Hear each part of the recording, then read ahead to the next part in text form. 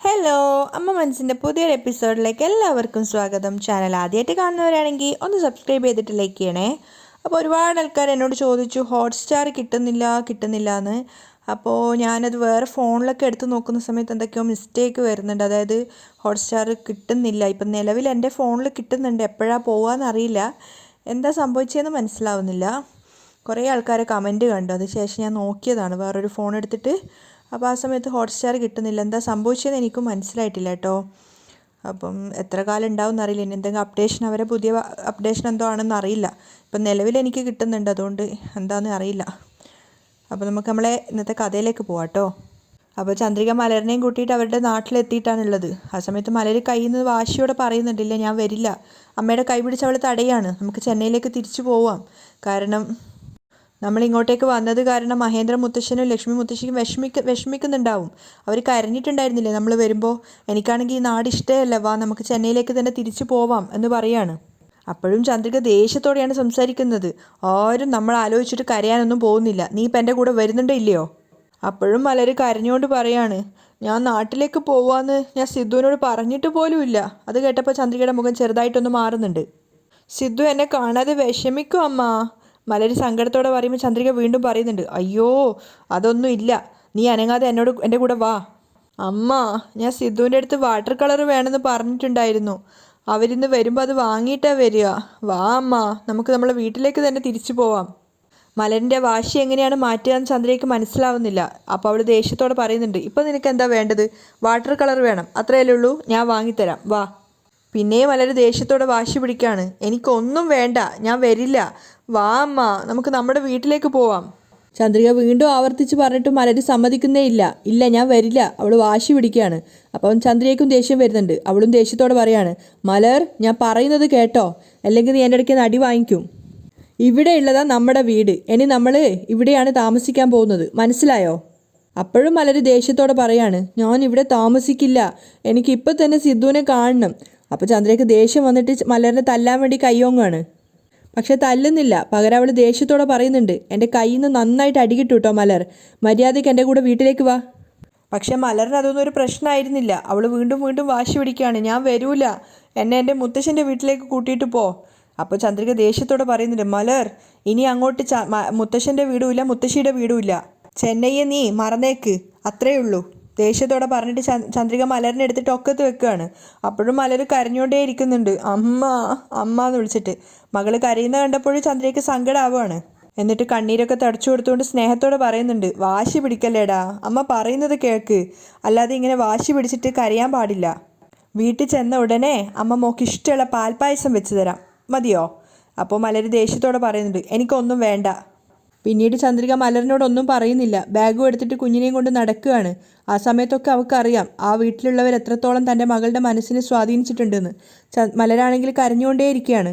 മലറിനെ എടുത്തുകൊണ്ട് തന്നെ ചന്ദ്രിക വീട് വരെ നടക്കുന്നുണ്ട്. വീട്ടിലെത്തിയതിന് ശേഷം മലറിനെ അവിടെ ഇരുത്തിയിട്ട് താക്കോലെടുത്തിട്ട് അകത്ത് കയറുകയാണ്. എന്നിട്ട് മുറ്റത്തേക്ക് വന്നിട്ട് ഒരു ചൂലൊക്കെ എടുത്തിട്ട് മുറ്റമൊക്കെ അടിച്ചു വരുന്നുണ്ട്. ഒരുപാട് കാലം ഉപയോഗിക്കാത്ത വീടായതുകൊണ്ട് തന്നെ മുറ്റത്ത് ഒരുപാട് ഇലകളൊക്കെ ഉണ്ടായിരുന്നു. ആ സമയത്തൊക്കെ മലർ അവിടെ ഇരുന്ന് കരയുകയാണ്.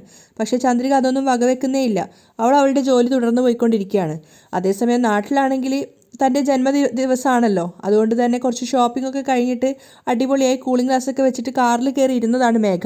അവൾ നല്ല ഹാപ്പി ആയിട്ടുള്ള എൻജോയ് മൂഡിലാണ്. ആ സമയത്താണ് മേഘ ഒട്ടും പ്രതീക്ഷിക്കാതെ അവളുടെ കാറിൻ്റെ ഓപ്പോസിറ്റ് സൈഡിൽ വന്നിട്ട് മനീഷ് കയറുന്നത്. മനീഷിനെ കണ്ടതും പെട്ടെന്ന് മേഘ ഒന്ന് പകച്ചുപോയെങ്കിലും ദേഷ്യത്തോടെയാണ് അവൾ പെരുമാറുന്നത്. എന്താ മനീഷ് ഇത്, ഒന്നും പറയാതെ വന്ന് കാറിൽ കയറിയിരിക്കുന്നത്? അപ്പോൾ മനീഷ് സീരിയസ് ആയിട്ടാണ് സംസാരിക്കുന്നത്. എനിക്ക് നിന്നോട് കുറച്ച് കാര്യങ്ങൾ അത്യാവശ്യമായിട്ട് പറയാനുണ്ട്. അപ്പോൾ മേഘ വലിയ താല്പര്യമില്ലാത്ത മട്ടിലാണ് സംസാരിക്കുന്നത്. എന്തായാലും പിന്നീട് സംസാരിക്കാം, ആദ്യം നീ കാറിൽ നിന്ന് പുറത്തിറങ്ങ്. അപ്പോൾ മനീഷ് ദേഷ്യത്തോടെ പറയുന്നുണ്ട്, ഇല്ല, ഇപ്പം തന്നെ എനിക്ക് നിന്നോട് സംസാരിക്കണം, ഇല്ലെങ്കിൽ എൻ്റെ തല പൊട്ടിത്തെറിക്കും. ശരി, എന്താ കാര്യം പറ. മേഘ ചോദിച്ച സമയത്ത് മനീഷ് പറയുന്നുണ്ട്, അത് നിനക്ക് വേറെ ആരുടെ കൂടെയോ എൻഗേജ്മെൻറ്റ് കഴിഞ്ഞു എന്ന് നീ പറഞ്ഞിരുന്നല്ലോ, അത് ആരാണ്, അവരെവിടെയുള്ള ആളാണ്? അപ്പോൾ മേഘ ചെറുതായിട്ടൊന്ന് പതറുകയാണ്. അവളുടെ ആ ഒരു നിശബ്ദത സമയത്ത് മനീഷ് വീണ്ടും ചോദിക്കുന്നുണ്ട്, പറ മേഘ. അപ്പം മേഘ പറയുന്നുണ്ട്, അതൊന്നും നീ അറിയേണ്ട കാര്യമില്ല, നീ ആദ്യം കാറിൽ നിന്ന് പുറത്തിറങ്ങാൻ നോക്ക്, നീ പറഞ്ഞാൽ മാത്രമേ ഞാൻ കാറിൽ നിന്ന് പുറത്തിറങ്ങുള്ളൂ. അപ്പം മേഘ ചിന്തിക്കുന്നുണ്ട്, അയ്യോ ഇവൻ്റെ ഇടയ്ക്ക് ഒന്ന് രക്ഷപ്പെടാൻ സാധിക്കും തോന്നുന്നില്ല, ടോർച്ചർ ചെയ്യുവാണല്ലോ. മേഘ ഇറിറ്റേഷനായിട്ട് ചിന്തിക്കുകയാണ്. അപ്പം മനീഷ് വീണ്ടും ചോദിക്കുന്നുണ്ട്, മേഘ പറ, ആരുടെ കൂടെയാണ് നിൻ്റെ എൻഗേജ്മെൻറ്റ് കഴിഞ്ഞിട്ടുള്ളത്? ഒരല്പസമയം ആലോചിച്ചതിന് ശേഷം മേഘ ഒരു കള്ളം പറയാണ്. അതൊരു വലിയ ബിസിനസ്മാനാണ്, അദ്ദേഹം ഫോറിനിലാണുള്ളത്. ഇനിയൊരു 3 മാസത്തിനകം അവർ ഇന്ത്യയിലേക്ക് തിരിച്ചു വരും. അദ്ദേഹം വന്നതിന് ശേഷം എനിക്കും അദ്ദേഹത്തിനും കല്യാണമാണ്. മേഘ കൂളായിട്ടാണ് സംസാരിക്കുന്നത്. അപ്പോൾ മനീഷ് പറയുന്നുണ്ട്, ഇല്ല മേഘ, ഇത് ഞാൻ ഒരിക്കലും സമ്മതിക്കില്ല. നിന്നെയും പ്രിയയെ എനിക്ക് വേണം.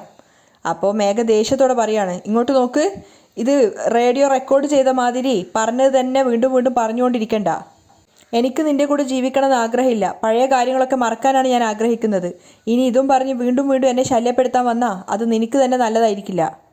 ആദ്യം നീ വേറെ ഏതെങ്കിലും ഒരു കമ്പനിയിൽ പോയിട്ട് ജോലിക്ക് ചേര്. നീ എൻ്റെ കമ്പനിയിൽ ഇരിക്കുന്നത് തന്നെ എനിക്കിഷ്ടമല്ല. അപ്പം മനീഷ് ചോദിക്കുന്നുണ്ട്, എന്താ മേഘ ഇത്? നീയും ഞാനും തമ്മിൽ ഒന്നിച്ച് ജീവിക്കുന്നതിനെക്കുറിച്ച് ഞാൻ സംസാരിക്കുമ്പോൾ നീ എന്നോട് നിൻ്റെ ജോലി ചെയ്യുന്ന സ്ഥലത്ത് നിന്ന് തന്നെ പോകാനാണോ പറയുന്നത്? എന്നെ നിനക്ക് ഇഷ്ടമല്ലാതെ വന്നതിന് എന്തെങ്കിലും ഒരു കാരണം പറ. ആ കാരണം ന്യായമുള്ളതാണെങ്കിൽ ഞാൻ തന്നെ നിന്നെ വിട്ട് പോയിക്കോളാം. അപ്പം മേഘ ദേഷ്യത്തോടെ പറയുന്നുണ്ട്, ഇങ്ങോട്ട് നോക്ക്, നമ്മൾ രണ്ടുപേരും ഒന്നിച്ച് ജീവിച്ച ജീവിതം അത് കഴിഞ്ഞു. ഇനി അങ്ങോട്ട് അത് പറയുന്നതും അതിനു വേണ്ടിയിട്ട് പ്രയത്നിക്കുന്നതിനൊന്നും ഒരു കാര്യവുമില്ല. ദയവ് ചെയ്ത് നീ എൻ്റെ അടുത്തേക്ക് പോലും വരരുത്. അപ്പോൾ മനീഷ് അവളോട് പറയുന്നുണ്ട്, നിൻ്റെ തീരുമാനം നീ പറഞ്ഞു, ഞാൻ എൻ്റെ തീരുമാനം പറയാം, കേട്ടോളൂ. ഞാൻ നിന്നെ വിട്ടു പോവില്ല. നീ ആ ബിസിനസ്മാനെ കല്യാണം കഴിക്കാനും ഞാൻ അനുവദിക്കില്ല. ഞാൻ ജീവിക്കുകയാണെങ്കിൽ അത് നിൻ്റെ കൂടെ മാത്രമായിരിക്കും ജീവിക്കുക. എനിക്ക് നീയും പ്രിയയുമാണ് എൻ്റെ ജീവിതത്തിൽ ഏറ്റവും പ്രധാനം. നിനക്ക് ആരുടെ കൂടെയാണോ എൻഗേജ്മെൻറ്റ് തീരുമാനിച്ചിട്ടുള്ളത് അദ്ദേഹത്തെ പോയി കണ്ടിട്ട് നിൻ്റെ പാസ്റ്റ് ലൈഫ് ഞാൻ അദ്ദേഹത്തോട് പറയും. മേഘ ഷോക്കായിട്ട് മനീഷിനെ നോക്കിയിരിക്കുകയാണ്. അപ്പോൾ മനീഷ് പറയുന്നുണ്ട്, അത് കേട്ട് കഴിഞ്ഞാൽ അദ്ദേഹം തന്നെ നിന്നെ വിട്ടു പോയിക്കോളും. അതിനുശേഷം നമുക്ക് രണ്ടുപേർക്കും കുടുംബമായിട്ട് ജീവിക്കാം. മേഘ വല്ലാത്ത ദേഷ്യത്തിലാണ് ഉണ്ടായിരുന്നത്. അവൾ മനീഷിനോട് പറയുന്നുണ്ട്, ഇങ്ങോട്ട് നോക്കും മനീഷ്, ഇനി മേലെ നീ ഇങ്ങനെയുള്ള കാര്യങ്ങളും പറഞ്ഞിട്ട് എൻ്റെ മുന്നിൽ വന്നു കഴിഞ്ഞാൽ ഞാനൊരു മനുഷ്യനെ ആയിരിക്കില്ല. അതുകൊണ്ട് എൻ്റെ കാറിൽ നിന്ന് ആദ്യം ഇറങ്ങാൻ നോക്ക്. അപ്പോൾ മനീഷ് അവൾക്ക് അവസാനമായിട്ടൊരു മുന്നറിയിപ്പ് കൊടുക്കുകയാണ്. മേഘ, എൻ്റെ കുട്ടിക്ക് വേറൊരാളുടെ ഇനീഷ്യൽ വരാൻ വേണ്ടി ഞാൻ അനുവദിക്കില്ല. അതുപോലെ തന്നെ നിന്നെയും വേറൊരാൾക്കും ഞാൻ വിട്ടുകൊടുക്കില്ല. നീ ജീവിക്കുകയാണെങ്കിൽ എൻ്റെ കൂടെ മാത്രം ജീവിച്ചാൽ മതി. മറ്റാരുടെ കൂടെയും നിന്നെ ജീവിക്കാൻ ഞാൻ അനുവദിക്കില്ല. മേഘ ഷോക്കായിട്ട് മനീഷിനെ നോക്കിയിരിക്കുകയാണ്. അതും പറഞ്ഞിട്ട് മനീഷ് കാറിൽ നിന്ന് ഇറങ്ങി പോവുകയാണ്. മേഘക്കാണെങ്കിൽ അവളെ നിയന്ത്രിക്കാനേ സാധിക്കുന്നുണ്ടായില്ല. അവൾ സ്റ്റിയറിങ്ങിൽ ഇങ്ങനെ കൈകൊണ്ട് ഒരുപാട് ഇടിക്കുകയാണ് ദേഷ്യം കൊണ്ട്. എന്നിട്ട് അവൾ സ്വയം പറയുന്നുണ്ട്, അയ്യോ, എന്ത് നടക്കരുതെന്ന് ആഗ്രഹിച്ചോ അത് തന്നെ നടക്കുകയാണ്. ഈ മനീഷിൻ്റെ കയ്യിൽ നിന്ന് ഞാൻ എങ്ങനെയൊന്ന് രക്ഷപ്പെടുക? അവൾക്ക് ദേഷ്യം വന്നിട്ട് സഹിക്കാനാവുന്നുണ്ടായിരുന്നില്ല. അതേസമയം മഹേന്ദ്രനും ലക്ഷ്മിയും ചന്ദ്രികയെക്കുറിച്ച് ആലോചിച്ചിരിക്കുകയാണ്. അപ്പോൾ ലക്ഷ്മി ചോദിക്കുന്നുണ്ട്, ഏട്ടാ, നമ്മൾ ചന്ദ്രികയോട് ഈ ഒരു കാര്യം പറയുന്നതിന് മുന്നേ അവൾ എങ്ങനെയായിരിക്കും ഈ ഒരു കാര്യം അറിഞ്ഞത്? അപ്പോൾ അദ്ദേഹം പറയുന്നുണ്ട്, അതാ ലക്ഷ്മി എനിക്കും മനസ്സിലാവാത്തത്. നമ്മൾ ചന്ദ്രികയുടെ അടുത്ത് ജന്മദിനത്തിൻ്റെ അന്ന് ഈ കാര്യം പറയാമെന്നാണ് കരുതിയത്. നമുക്ക് മുന്നേ ആരായിരിക്കും ചന്ദ്രികയോട് ഈ കാര്യങ്ങൾ പറഞ്ഞിട്ടുണ്ടാവുക?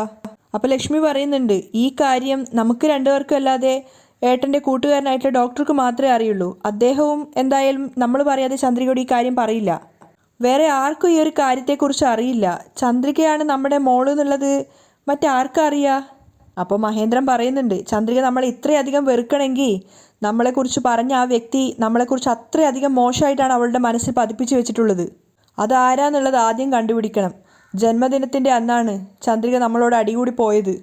ചന്ദ്രിക നമ്മുടെ മോളാണെന്ന് അറിഞ്ഞതിന് ശേഷം വളരെയധികം സന്തോഷത്തോടെ അവൾ നമ്മുടെ അടുത്ത് വന്ന് സംസാരിക്കുമെന്നാണ് കരുതിയത്. പക്ഷേ അത് തന്നെ ചന്ദ്രിക നമ്മളെ വിട്ടു പോകാനുള്ള കാരണവുമായി. മഹേന്ദ്രനെ സഹിക്കാനാവുന്നുണ്ടായിരുന്നില്ല സങ്കടം. ലക്ഷ്മിയും അതേ മാനസികാവസ്ഥയിലാണ്. അവർ പറയുന്നുണ്ട്, ചന്ദ്രിക മലരനെയും കൂട്ടിയിട്ട് അവളുടെ സ്വന്തം നാട്ടിലേക്കായിരിക്കുമല്ലേ പോയത്? നമുക്ക് രണ്ടുപേർക്കും അവിടെ പോയി അവളെ നേരിൽ കണ്ട് സമാധാനിപ്പിച്ചിട്ട് കൂട്ടിയിട്ട് വന്നാലോ ഏട്ടാ? അങ്ങനെ ചെയ്യണം ലക്ഷ്മി. അപ്പം മാത്രമേ എൻ്റെ മനസ്സിനൊരു സമാധാനം കിട്ടുള്ളൂ. ചന്ദ്രിക ഇല്ലാത്ത വീടല്ല ലക്ഷ്മി. മഹേന്ദ്രൻ്റെ ആ ഒരു സങ്കടം കാണുമ്പോൾ ലക്ഷ്മി പറയുന്നുണ്ട്, ഏട്ടൻ വിഷമിക്കേണ്ട. ചന്ദ്രികയുടെ ദേഷ്യം ഒരു 2 ദിവസം കൂടിയേ ഉണ്ടാവുള്ളൂ. അത് കഴിഞ്ഞാൽ തീർച്ചയായിട്ടും അവൾക്ക് നമ്മളോടുള്ള ദേഷ്യം കുറഞ്ഞു വരും. പക്ഷേ അയാളെ സമാധാനിപ്പിക്കാൻ പറ്റിയ വാക്കുകളൊന്നും ആയിരുന്നില്ല അതെന്ന് ലക്ഷ്മിക്ക് തന്നെ നന്നായിട്ടറിയാം. കാരണം മഹേന്ദ്രൻ അത്രയേറെ തകർന്നു പോയിട്ടുണ്ടായിരുന്നു. മേഘ ആകെ ഡിസ്റ്റർബ്ഡ് ആയിട്ട് പാർക്കിലിരിക്കുകയാണ്. അവളുടെ അച്ഛനെ കാത്തിരിക്കുകയാണ് അവൾ. അപ്പോൾ അങ്ങോട്ട് വന്ന സമയത്ത് അദ്ദേഹം ചോദിക്കുന്നുണ്ട്, എന്താ മോളെ മുഖത്തൊരു സങ്കടം എന്ന്. അപ്പോൾ സങ്കടത്തോടെ മേഘ പറയാണ്, രാവിലെ മനീഷിനെ കണ്ടുവച്ചാ. രാവിലെ സംഭവിച്ച കാര്യങ്ങളും മനീഷ് കാറിൽ കയറി വന്നിട്ട് വെല്ലുവിളിച്ചതുമായിട്ടുള്ള കാര്യങ്ങളൊക്കെ അവൾ അച്ഛനോട് സങ്കടത്തോടെ പറയുകയാണ്. മനീഷ് അവളോട് പറഞ്ഞിട്ടുണ്ടായിരുന്നു, ഞാൻ ജീവിക്കുകയാണെങ്കിൽ അത് നിൻ്റെ കൂടെ മാത്രമേ ജീവിക്കുള്ളൂ. നീയും ജീവിക്കുകയാണെങ്കിൽ എൻ്റെ കൂടെ മാത്രം ജീവിച്ചാൽ മതി. വേറെ ആർക്കും ഞാൻ നിന്നെ വിട്ടുകൊടുക്കില്ല.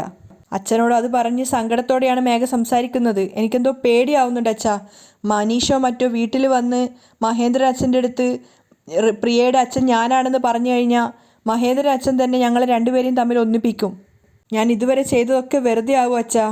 മനീഷിനെ എങ്ങനെയാണ് എൻ്റെ ജീവിതത്തിൽ നിന്നൊന്നും പറഞ്ഞു വിടുക? അവൻ കാരണം എൻ്റെ ജീവിതം തന്നെ സ്പോയിലാവുമോ എന്നുള്ള ടെൻഷനിലാണ് ഞാനിപ്പോൾ. മുഴുവൻ കേട്ടതിന് ശേഷം അവളുടെ അച്ഛൻ പറയുന്നുണ്ട്, വിഷമിക്കേണ്ട മോളെ, അവൻ കാരണം നിനക്ക് ഒരു ബുദ്ധിമുട്ടും വരാത്ത രീതിയിൽ അച്ഛൻ നോക്കിക്കോളാം. അച്ഛൻ അങ്ങനെ ആശ്വസിപ്പിച്ചെങ്കിലും മേഘയ്ക്ക് സമാധാനമൊന്നും ഉണ്ടായിരുന്നില്ല. അവൾ കരഞ്ഞുകൊണ്ട് പറയുന്നുണ്ട്, മനീഷിനെ കുറിച്ച് ചിന്തിക്കുമ്പോൾ തന്നെ ഓരോ ദിവസവും എനിക്ക് പേടിയായിക്കൊണ്ടിരിക്കുക അച്ഛാ. അവൻ മഹേന്ദ്രൻ അച്ഛൻ്റെ അടുത്തോ അതോ സിദ്ധുവിൻ്റെ അടുത്തോ എന്തെങ്കിലും പറഞ്ഞു കഴിഞ്ഞാൽ പിന്നെ എൻ്റെ പ്ലാനൊക്കെ പോയിപ്പോവും അച്ഛാ. മേഘ അറിയാതെ കരഞ്ഞു പോവുകയാണ്. അപ്പോൾ അവളുടെ അച്ഛൻ അവളെ ആശ്വസിപ്പിക്കുന്നുണ്ട്, മോളെ എന്തിനാ നീ ഇങ്ങനെ വിഷമിക്കുന്നത്? നിൻ്റെ അച്ഛനായിട്ട് ഞാനില്ലേ? അവൻ നിനക്കൊരു ഉപദ്രവവും ചെയ്യാത്ത രീതിയിൽ ഞാൻ ആക്കിയെടുത്തോളാം. എൻ്റെ വാക്ക് നീ ഒന്ന് വിശ്വസിക്കടാ. അപ്പോൾ കരഞ്ഞുകൊണ്ട് തന്നെ മേഘ സമ്മതിക്കുകയാണ്. ശരി അച്ഛാ, അച്ഛൻ പൊയ്ക്കോ. മേഘ കരഞ്ഞുകൊണ്ട് പറയാണ്. അപ്പോൾ അയാൾ ചോദിക്കുന്നുണ്ട്, പ്രിയ എവിടെ മോളെ? അപ്പോൾ അവിടെ കളിച്ചുകൊണ്ടിരിക്കുന്ന പ്രിയയെ മേഘ കാണിച്ചു കൊടുക്കുകയാണ്. അദ്ദേഹം കുറച്ചു നേരം പ്രിയയെ നോക്കിയതിന് ശേഷം കയ്യിലിരുന്നൊരു മിഠായി എടുത്തിട്ട് മേഘയ്ക്ക് കൊടുത്തിട്ട് പറയാണ്, പ്രിയ വന്നു കഴിഞ്ഞ് ഇത് അവളെ ഏൽപ്പിക്കണമെന്ന്. എന്നിട്ട് അയാൾ വേഗം അവിടുന്ന് പോവുകയാണ്. അതേസമയം വീട്ടിലെത്തിയിട്ടുണ്ടായിരുന്നു സിദ്ധാർത്ഥ്. അവൻ്റെ കയ്യിൽ മലര് പറഞ്ഞതുപോലെ തന്നെ വാട്ടർ കളർ ഉണ്ടായിരുന്നു. നേരെ ചന്ദ്രികയുടെ വീട്ടിലേക്ക് പോകുന്ന സമയത്ത് അവിടെ ലോക്ക് ചെയ്തിരിക്കുകയാണ്. ഇതെന്താ ചന്ദ്രികയുടെ വീട് പൂട്ടിയിരിക്കുന്നത്? ഇനിയൊരു പക്ഷേ മലർ ഇവിടെ ആയിരിക്കും എന്ന് വിചാരിച്ചിട്ട് സിദ്ധാർത്ഥ പുഞ്ചിരിച്ചുകൊണ്ട് തന്നെ അകത്തേക്ക് വരികയാണ്. മലർ മലർ എന്ന് വിളിച്ചുകൊണ്ടാണ് അവൻ വരുന്നത്. ആ സമയത്താണ് ലക്ഷ്മി അവൻ്റെ മുന്നിലേക്ക് വരുന്നത്. അപ്പോൾ അവരെ കണ്ടപ്പോൾ അവൻ ചോദിക്കുന്നുണ്ട്, ആൻറ്റി മലരെവിടെ? ലക്ഷ്മിയുടെ മുഖം ആകെ വാടിയിരിക്കുകയാണ്. അപ്പോൾ സിദ്ധാർത്ഥ് പറയുന്നുണ്ട്, വാട്ടർ കളർ വേണമെന്ന് പറഞ്ഞിട്ടുണ്ടായിരുന്നു, പക്ഷേ ഇവിടെ വന്ന് നോക്കുമ്പോൾ ആളെ കാണുന്നില്ല. ലക്ഷ്മിക്ക് അവനോട് എന്താ പറയേണ്ടതെന്ന് അറിയില്ലായിരുന്നു. എന്നിട്ടും അവർ സങ്കടത്തോടെ പറയാണ്, മലരും ചന്ദ്രികയും അവരുടെ നാട്ടിലേക്ക് പോയി. സിദ്ധാർത്ഥ അതിന് കേട്ടത് വിശ്വസിക്കാനായിട്ടില്ല. അവൻ ലക്ഷ്മിയുടെ മുഖത്തേക്ക് തന്നെ നോക്കുകയാണ്. എന്നിട്ട് അതിശയത്തോട് ചോദിക്കുന്നുണ്ട്, മലരും ചന്ദ്രികയും നാട് വിട്ട് അവരുടെ വീട്ടിലേക്ക് പോയെന്നോ? എന്താ ആൻറ്റി ഈ പറയുന്നത്? ആണ് സിദ്ധാർത്ഥ്, എന്താ കാര്യം എന്നറിയില്ല. ചന്ദ്രിക പെട്ടെന്ന് മലരിനെയും കൂട്ടിയിട്ട് അവളുടെ വീട്ടിലേക്ക് പോയി. അപ്പോൾ സിദ്ധാർത്ഥ് ഇങ്ങനെ ഞെട്ടിത്തരിച്ച് നിൽക്കുകയാണ്. അവൻ ചിന്തിക്കുന്നുണ്ട്, ചന്ദ്രിക അങ്ങനെ വീട് വിട്ട് പോവില്ലല്ലോ. അങ്ങനെ അവൾ പോയിട്ടുണ്ടെങ്കിൽ അതിന് കാരണം എൻ്റെ അമ്മയായിരിക്കും. അമ്മ എന്തെങ്കിലും ചന്ദ്രികയെ പറഞ്ഞിട്ടുണ്ടാവും. അതുകൊണ്ടായിരിക്കും മലറിനെയും കൂട്ടിയിട്ട് അവൾ നാട് വിട്ട് പോയത്. ആൻറ്റി, ചന്ദ്രിക എപ്പോഴാണ് തിരിച്ചു വരുവാന്നറിയോ? അറിയില്ല സിദ്ധു. ലക്ഷ്മി പറഞ്ഞത് കേട്ടപ്പോൾ സിദ്ധാർത്ഥ് പെട്ടെന്ന് തന്നെ അവിടുന്ന് അവൻ്റെ മുറിയിലേക്ക് പോവുകയാണ്. മുറിയിലെത്തിയതിന് ശേഷം മൊബൈൽ എടുത്തിട്ട് ചന്ദ്രികയുടെ നമ്പറിലേക്ക് കോൾ ചെയ്യുന്നുണ്ട്. ആ സമയത്ത് ചന്ദ്രിക മലരിനെ മടിയിൽ കിടത്തി ഉറക്കുകയാണ്. ആദ്യം തന്നെ സിദ്ധുവിൻ്റെ കോൾ കണ്ടപ്പോൾ അവൾ അറ്റൻഡ് ചെയ്യുന്നില്ല, ഫോൺ മാറ്റി വെക്കുകയാണ്. അപ്പോൾ രണ്ടാമത് വീണ്ടും സിദ്ധാർത്ഥ് വിളിച്ച സമയത്ത് മലരിനെ എടുത്തിട്ട് അവിടെ പായലേക്ക് എടുത്തതിന് ശേഷം ചന്ദ്രിക ഫോണും കൊണ്ട് പുറത്തേക്ക് വരികയാണ്. അങ്ങനെ മൂന്നാമത് സിദ്ധാർത്ഥ് വിളിച്ച സമയത്ത് ചന്ദ്രിക ഫോൺ എടുക്കുന്നുണ്ട്. ഫോൺ എടുത്തപ്പോൾ തന്നെ സിദ്ധാർത്ഥ് പരിഭ്രമത്തോട് ചോദിക്കുകയാണ്, അല്ല നിങ്ങളിപ്പോൾ എവിടെയാണ് ഉള്ളത്? നാട്ടിലേക്ക് പോയി എന്നൊക്കെ ആൻറ്റി പറഞ്ഞു. ഇപ്പം നിങ്ങൾ എവിടെയാണ് ഉള്ളത്? അപ്പോൾ ചന്ദ്രിക പറയുന്നുണ്ട്, ഞങ്ങൾ എൻ്റെ ഗ്രാമത്തിൽ തന്നെ വന്നിരിക്കുക സാർ. സിദ്ധാർത്ഥിനൊന്നും മനസ്സിലാവുന്നില്ല. അവൻ ചന്ദ്രികയോട് ചോദിക്കുന്നുണ്ട്, ചന്ദ്രിക എന്തിനാ? അമ്മ എന്തെങ്കിലും പറഞ്ഞോ? ചന്ദ്രിക ഒന്നും പറയാതെ നിൽക്കുകയാണ്. അപ്പോൾ സിദ്ധാർത്ഥ് വീണ്ടും ചോദിക്കുന്നുണ്ട്, ചന്ദ്രിക പറ, അമ്മ എന്തെങ്കിലും പറഞ്ഞോ? അപ്പോൾ ചന്ദ്രിക പറയുന്നുണ്ട്, ഞാൻ ആരെയും ഒന്നും പറയാൻ ഉദ്ദേശിക്കുന്നില്ല. എനിക്ക് ആ വീട്ടിൽ താമസിക്കുന്നത് ഇഷ്ടമല്ല. അതുകൊണ്ട് ഞാൻ എൻ്റെ കുഞ്ഞിനെയും കൂട്ടിയിട്ട് ഇങ്ങോട്ടേക്ക് വന്നതാ. അപ്പോൾ സിദ്ധാർത്ഥ് പറയുന്നുണ്ട്, ചന്ദ്രിക ഇങ്ങനെ എവിടെയും തൊടാതെ സംസാരിച്ചാൽ എങ്ങനെയാ? കാരണം പറഞ്ഞാലല്ലേ എനിക്കത് ശരിയാക്കാൻ സാധിക്കുള്ളൂ. നീ എന്തിനാ നാട്ടിലേക്ക് പോയത്? അപ്പോൾ ചന്ദ്രികയുടെ കണ്ണ് നിറയാണ്. അവൾ പറയുന്നുണ്ട്, ഒന്നും ശരിയാക്കണ്ട സർ, എൻ്റെ മനസ്സ് തന്നെ എൻ്റെ കൈവിട്ട് പോയിരിക്കുക. എനിക്കവിടെ താമസിക്കുന്നത് ഇഷ്ടമല്ല സർ. മതി സർ, എന്തെങ്കിലും ജോലി ചെയ്ത് കഞ്ഞി കൊടുത്തിട്ടാണെങ്കിൽ ഞാൻ എൻ്റെ കുഞ്ഞിനെ വളർത്തിക്കോളാം. ഞാൻ അങ്ങോട്ടേക്ക് വരില്ല സർ. എന്നെയും മലരിനെയും ആലോചിച്ചിട്ട് നിങ്ങൾ വിഷമിക്കരുത്. ചന്ദ്രിക നീ എന്തൊക്കെയായി പറയുന്നത്? സിദ്ധാർത്ഥിനൊന്നും മനസ്സിലാവുന്നില്ല.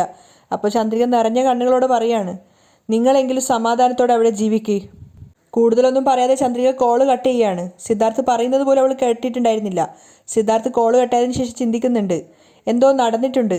എന്തായാലും അതിന് കാരണം എൻ്റെ അമ്മ തന്നെ ആയിരിക്കും. എല്ലാത്തിനും കാരണം എൻ്റെ അമ്മയായിരിക്കും. സിദ്ധാർത്ഥ് നേരെ അമ്മയുടെ മുറിയിലേക്ക് പോവുകയാണ്. ആ സമയത്ത് അവരവിടെ എന്തോ ജോലി ചെയ്തുകൊണ്ടിരിക്കുകയാണ്. അപ്പോൾ സിദ്ധാർത്ഥ് പോയപ്പോൾ തന്നെ ദേഷ്യത്തോട് ചോദിക്കുന്നുണ്ട്, അമ്മ ചന്ദ്രിക എന്തെങ്കിലും വഴക്ക് പറഞ്ഞോ? പക്ഷെ അവർ ദേഷ്യത്തോടെ സിദ്ധാർത്ഥിനെ നോക്കുമ്പോൾ അവൻ വീണ്ടും ചോദിക്കുന്നുണ്ട്, അമ്മ നിങ്ങളോടാ ചോദിച്ചത്, നിങ്ങൾ ചന്ദ്രിക എന്തെങ്കിലും വഴക്ക് പറഞ്ഞോ? അപ്പോൾ അവർ തിരിച്ചും പറയാണ്, എന്താ നിൻ്റെ ഇപ്പോഴത്തെ പ്രശ്നം? അമ്മ ചോദിച്ച ചോദ്യത്തിന് ഉത്തരം മാത്രം പറ. നിങ്ങൾ എന്തെങ്കിലും ചന്ദ്രികയെ പറഞ്ഞോ? ഞാനെന്തിനാണ് അവളെ വഴക്ക് പറയുന്നത്? ഞാൻ അവളോടൊന്നും പറഞ്ഞിട്ടൊന്നുമില്ല. എൻ്റെ കുഞ്ഞിനെ വിട്ടിട്ട് പൊയ്ക്കോ, ഇല്ലെങ്കിൽ ഞാൻ വിഷം കുടിച്ച് മരിക്കുന്നു മാത്രമേ ഞാൻ അവളോട് പറഞ്ഞിട്ടുള്ളൂ. സിദ്ധാർത്ഥ് ഷോക്കായിട്ട് നിൽക്കുകയാണ്. അപ്പോൾ ജാനകി കൂളായിട്ട് പറയുന്നുണ്ട്, അവൾ കാരണം ഒരു ജീവിതം പോവരുതെന്ന് അവൾ ആഗ്രഹിച്ചു കാണും. സിദ്ധാർത്ഥ് ഇങ്ങനെ ഞെട്ടിയിട്ട് അമ്മയെ നോക്കിയിരിക്കുമ്പോൾ കൂളായിട്ട് തന്നെ ജാനകി പറയുന്നുണ്ട്, അതുകൊണ്ടായിരിക്കും മലറിനെയും കൂട്ടിയിട്ട് അവളുടെ നാട്ടിലേക്ക് പോയത്. അത്രയും താല്പര്യമില്ലാത്ത മട്ടിലാണ് ജാനകി സംസാരിക്കുന്നത്. സിദ്ധാർത്ഥാണെങ്കിൽ ഷോക്കായിട്ട് നിൽക്കുകയാണ്. കാരണം അമ്മ തന്നെയാണ് ചന്ദ്രിക പോകാൻ കാരണം എന്ന് അവൻ ഉറപ്പിക്കുകയാണ്. അവിടെയാണ് ഇന്നത്തെ എപ്പിസോഡ് വൈൻഡപ്പ് ചെയ്യുന്നത്.